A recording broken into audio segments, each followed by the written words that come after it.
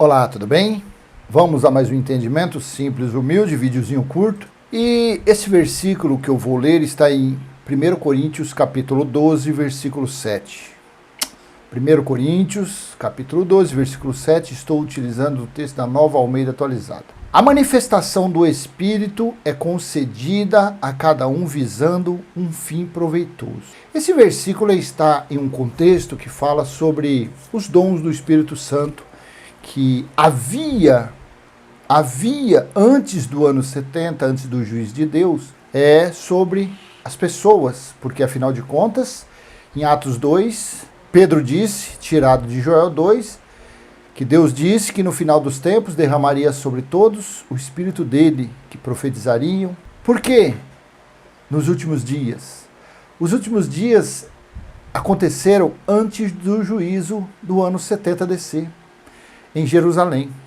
Então era preciso os dons, Deus derramava do Espírito dele, e para disseminar, para divulgar, para espalhar a pregação da vinda do reino de Deus, da vinda do juízo, que já estava próximo. Então, para isso foi dado dons aos homens. Então esse versículo 7 está num contexto sobre esses dons. A manifestação do Espírito é concedida a cada um visando um fim proveitoso.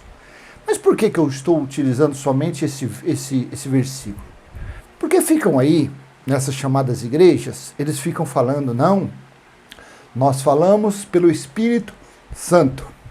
Nós falamos pelo dom que Deus nos deu. Nós somos homens e mulheres de Deus.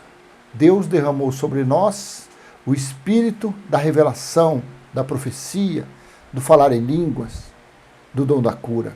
Aí eu pergunto, né? Aí eu meditando sobre esse versículo, aí eu perguntei aos meus cabelos, mas vem cá, como que hoje em dia, século 21, ano 2023, né, que virou, hoje é dia 2, aí eu me pergunto, mas como que Deus, domingo agora ontem, dia 1º, dentro das chamadas igreja, como que ele iria derramar do Espírito dele sobre uma pessoa que fala que dízimo é dinheiro?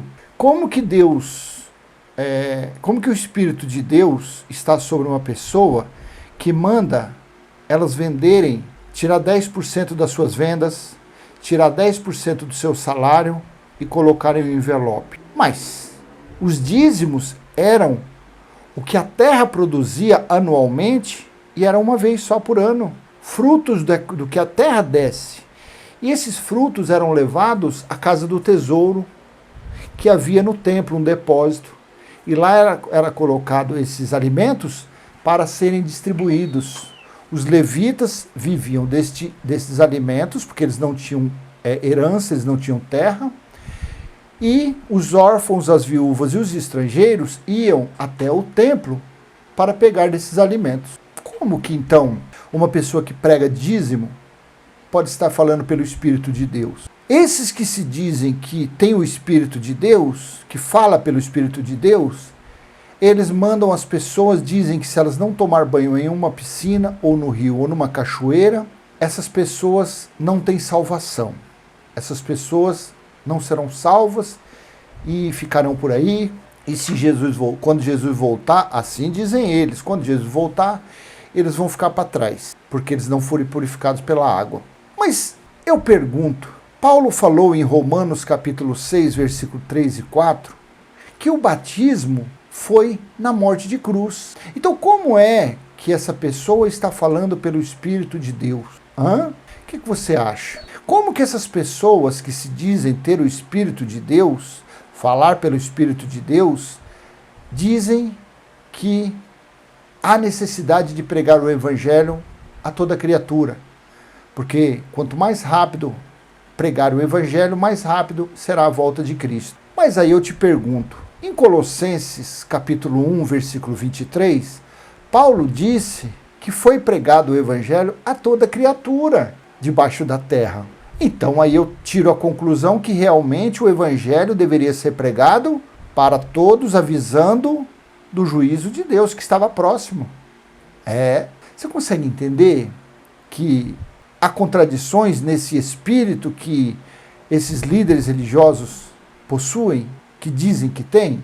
Eu, na verdade, com pouco entendimento que eu tenho da Bíblia, eu entendo esses líderes religiosos de hoje em dia semelhantes, iguaizinhos aos fariseus. Só que os fariseus, apesar deles serem serpentes e raça de víboras, mas pelo menos eles eram mais sábios do que esses que são cópias de fariseus de hoje em dia. Porque pelo menos eles naquela época, com todo o erro deles, mas pelo menos eles praticamente conheciam todos os 613 itens das leis de Moisés. Eles conheciam todas as maldições descritas naquelas leis. Já os de hoje não. Os de hoje, que são cópias de fariseus, são cópias de escribas, as suas chamadas igrejas são cópias de sinagogas, eles não conhecem nada, nem da lei e muito menos da sã doutrina. E dizem que estão falando pelo Espírito de Deus. O que você acha disso? Deus colocaria o Espírito dele para ter essas confusões dentro desses templos? Paulo disse em Gálatas 2:21 que aqueles que buscam praticar obras diante da cruz estão tornando inútil o sacrifício da cruz, estão anulando a morte de Jesus na cruz. Como então que Deus vai derramar do Espírito dele, colocar o Espírito dele nesses homens que ensinam as pessoas a praticarem obras diante da cruz? Você vai me desculpar, vou ser sincero com você. Eu acredito que esses homens em cima desses locais aí, dessas chamadas igrejas, eles falam pela cabeça deles, eles falam pelo interesse que eles têm no que os fiéis têm no bolso, em suas contas bancárias. Eu acho que é isso daí. O que você acha? Você acha que o Espírito de Deus está nesses homens, fazendo eles blasfemarem, profanarem, desqualificar o sacrifício da cruz, chamar Jesus de mentiroso? Você acha que Deus ia colocar o Espírito dele nessas coisinhas aí? Porque Jesus falou em Mateus 24:34, não passará esta geração sem que tudo aconteça. Será que o Criador de todas as coisas, que enviou o seu Filho unigênito, que colocou naquele véu de Jesus de Nazaré, naquele corpo carnal, o Espírito dele, e por esse Espírito foi falado que não passaria daquela geração sem que tudo acontecesse? E esses que se dizem homens de Deus, esses que se dizem cheios do Espírito Santo, ficam por aí gorfando que Jesus ainda vai voltar? Mas Daniel 9:2 falou que a geração era 70 anos. E Jesus falou no ano 30 ou 33 que não passaria daquela geração. Ou seja, a geração se completou no ano 70. E no ano 70 foi destruído quase totalmente Jerusalém. E o templo, nem os alicerces sobrou. E aí? É o Espírito do Criador que está nesses homens, nessas pessoas? E as profetisas? E os profetas que dizem que eu falo, Deus fala por mim, Deus... Ei, o último profeta foi João Batista. A lei e os profetas duraram até João, disse Jesus. A lei e os profetas duraram até João.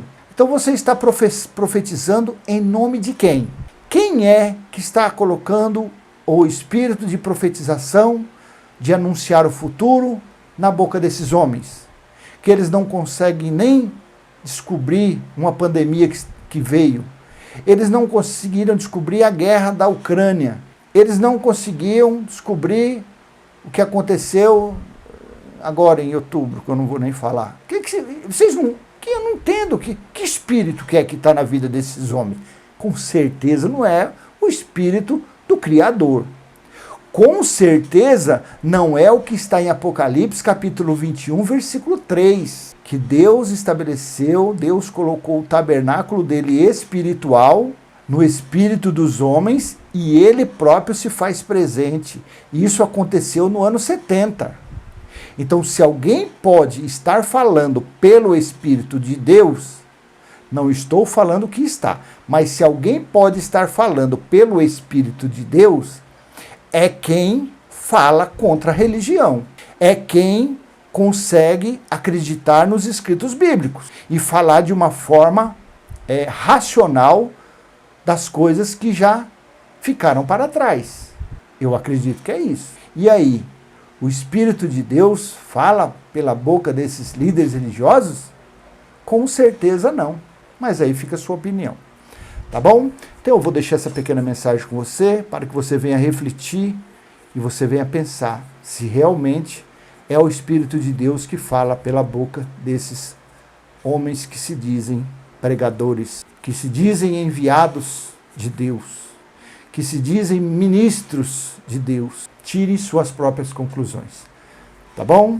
Então eu deixo com você, peço a sua contribuição com esse canal, dando joinha, compartilhando. Se você não é inscrito, se inscreva, ative o sininho para receber novas mensagens e vamos em frente falando da palavra verdadeira do Criador, que a cada dia mais tem dado a nós entendimento. Tá bom? Até a próxima. Tchau, tchau.